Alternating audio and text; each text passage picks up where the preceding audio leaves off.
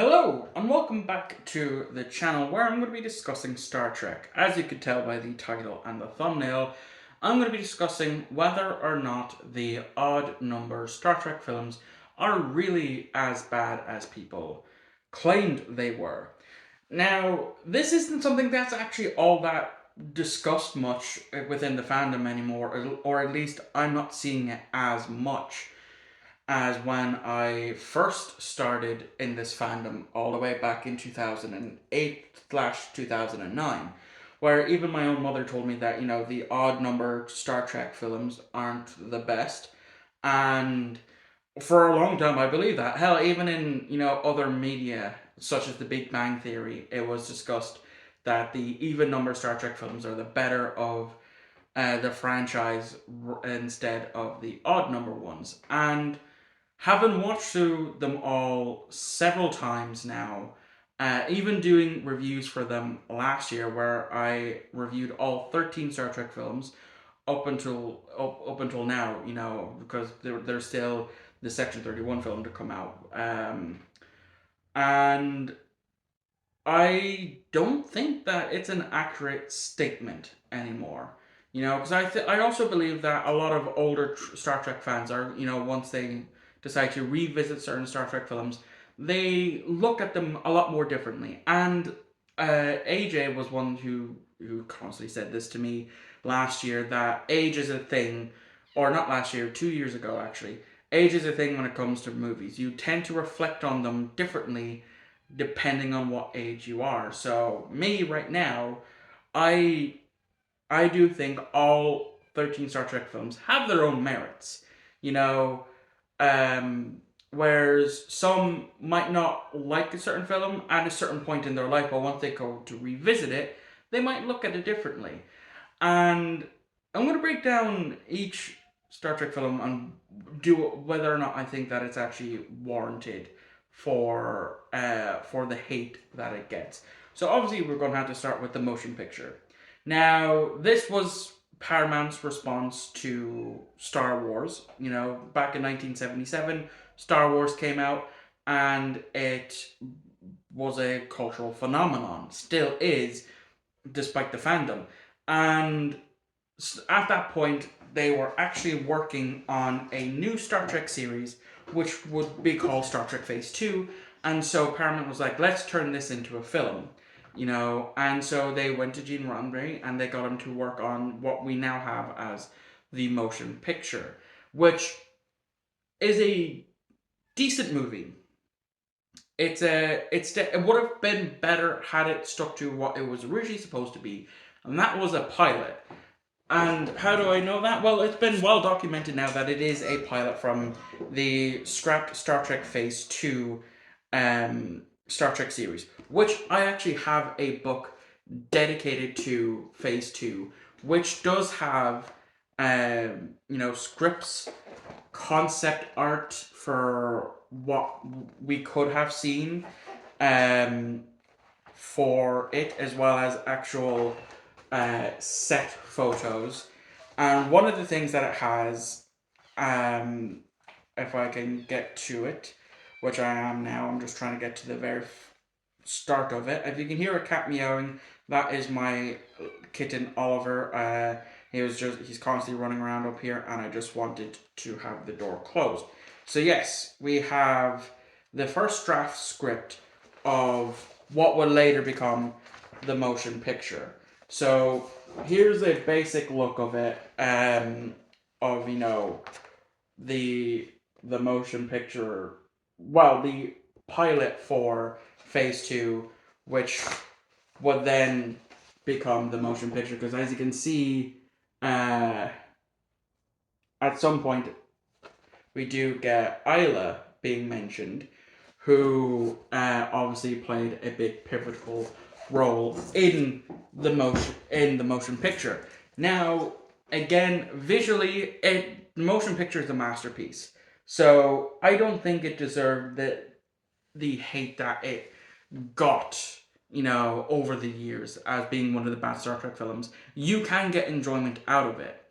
And I know a lot of people, a lot of my friends in the Blue Tuber community have had that experience, you know.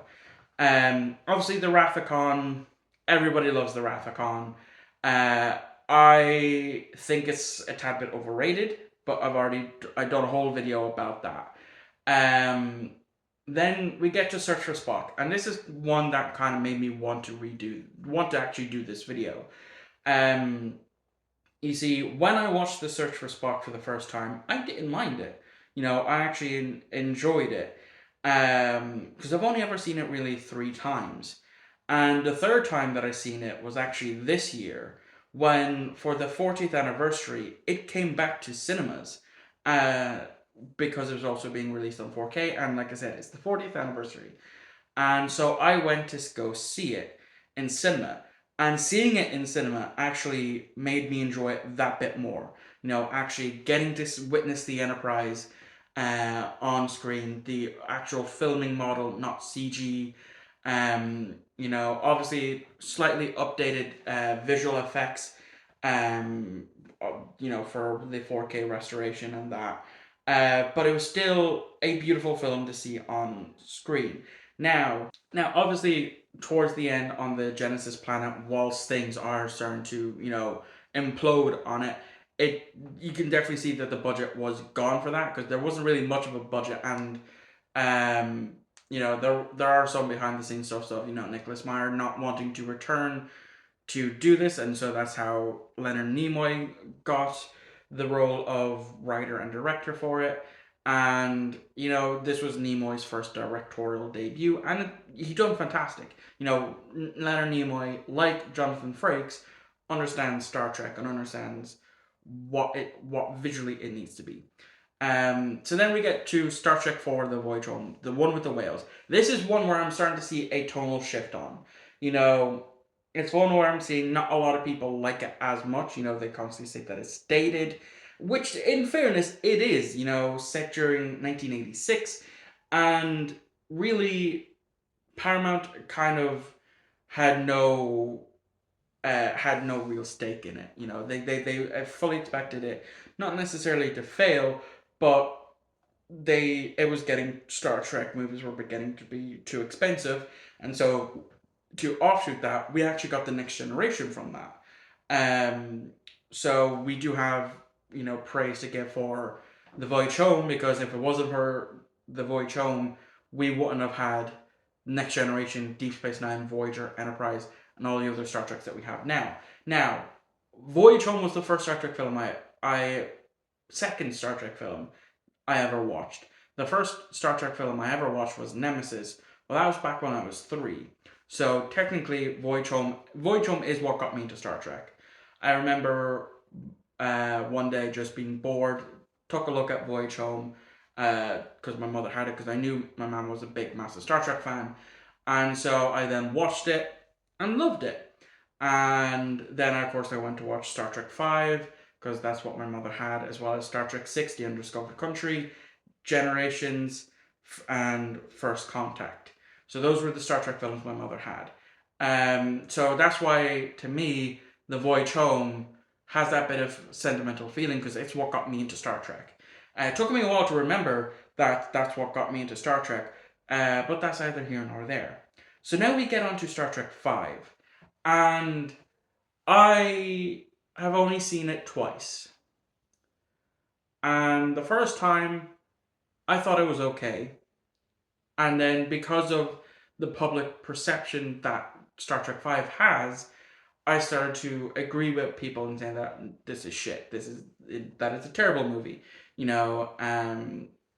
But upon second watch through, last year when I done the full Star Trek movie watch throughs, I found enjoyment. You know, it's not as bad as people make it out to be. Are there scenes that are definitely over the top and shouldn't be there? Yes. But at the same time, it's good because it focuses on our 3 main characters from the original series, that being Kirk, Spock, and McCoy. You know, that campfire scene is amazing. I love it, especially when they uh, sing "Row, row, row your boat," and everyone gets their own moment to shine. And Cybok is an interesting villain. But yeah, what does a god need with a starship though? And I'm kind of glad that we didn't actually get the rock monster fight scene that Shatner wanted. But we did get that in Galaxy Quest, so you win some, you lose some. Obviously, Star Trek 6, The Undiscovered Country is seen as one of the best Star Trek films. I do agree. Now we get on to the next generation side of things. Generations. Um, a lot of I'm seeing a lot recently. I've been seeing a lot of mixed feelings towards this. You know, it's the film that killed Kirk, in not so much of a favorable light. Some people would have just liked Kirk's death to be just like it was in the beginning of the film and not have him come back and so on and so forth. I still love Generations. I think it's a great film. It's a great send off to the Enterprise D, whose life was short lived. Um, and yeah, I don't have any issues with Generations. It's definitely my second favorite of the Next Generation films. And fun fact about it is, after filming had wrapped on, um, mainly for the 6 foot model of the Galaxy class, they changed the registry to 1701E because they weren't sure if they were actually going to make a new ship for the Enterprise E or if they're going to pull a what they did in Start at the end of Star Trek 4, where it's still the Constitution refit, but with the 1701-A, which that model then sold at auction in 2006. Um, so yeah, First Contact. I mean, I've gone on long enough about Star Trek First Contact. It is my favorite Star Trek film of all time for a reason. I've done 2 reviews for it. Only one still stands the test of time that is still actually public on the channel. And yeah, I don't need to go on to it anymore. Insurrection is a tricky one for me because I it's an alright film. I look at it as it's all right, but not bad. You know, it's not bad, but it's not great. You know, it's in the middle. It's an interesting film, interesting premise. You know, we get to see the captain's yacht, which there's the only other time we've ever seen a someone use the captain's yacht was I believe in Lower Decks, in season 4. That's it. You know, we have mentions of captain yachts. You know, on Voyager, if you look at the under section of the saucer, you do see what should have been the captain's yacht, but obviously because of budgetary reasons, we never got to actually see the use of the captain's yacht. Um, but yeah, it's an interesting premise. Um, but yeah, like I said, it's not great, it's not bad, it's in the middle for me. Now Nemesis, I do like Nemesis, certain parts of Nemesis. Um, you know, obviously the that one scene with Shinzon and Deanna, not the greatest. But aside from that, it's not a great film. It's a good film. It's a good film. You know, it gives us shows us the Remans for the first time. You know, we never actually seen them in Star Trek up until this point. And honestly, the only downside that I have for Nemesis now is the fact that they kept bringing Data back. You know, in the Star Trek Countdown comics, that was kind of canon, kind of not canon, leading up to Star Trek '09, which we'll get to now in a second. It uh, showed that Data, you know, came back through B4 and was the captain of the Enterprise E, after Picard became ambassador to Vulcan.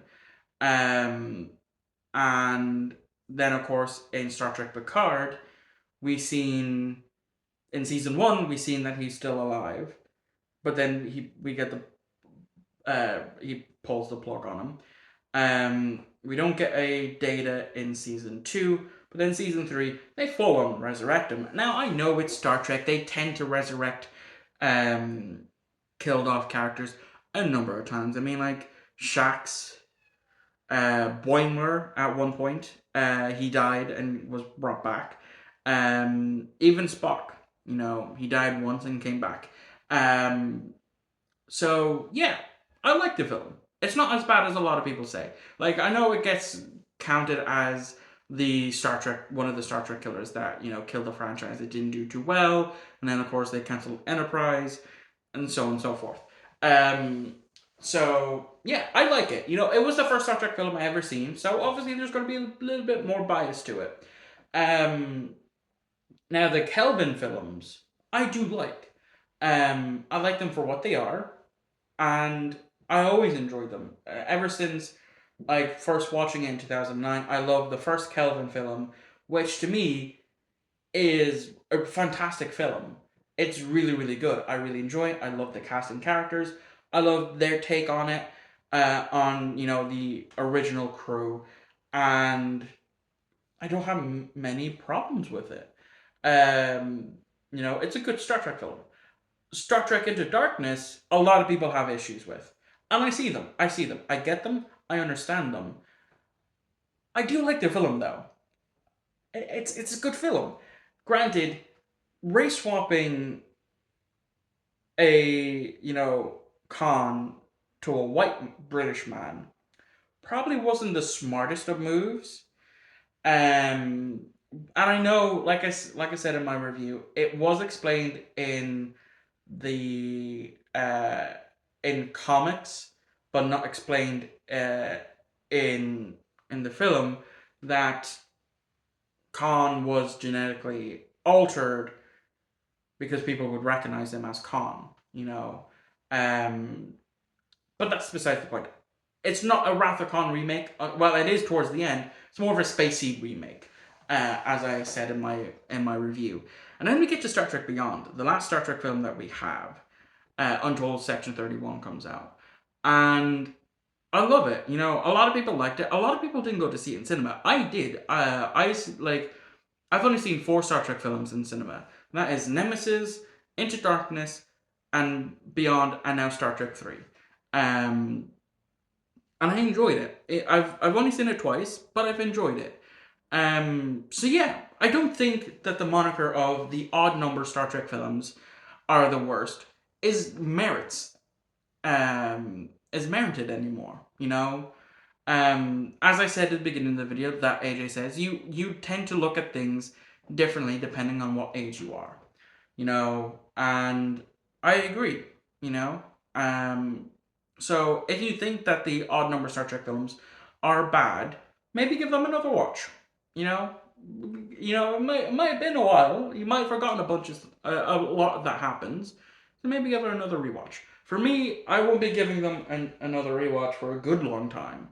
The only reason why I rewatched Star Trek 3 so soon is because I wanted to see it in cinema. But yeah, let me know what you thought in the comments down below, and let me know what do you think. Is it merited of the odd number Star Treks are the worst? Let me know in the comments down below. I'm gonna wrap this up because I'm about to sneeze.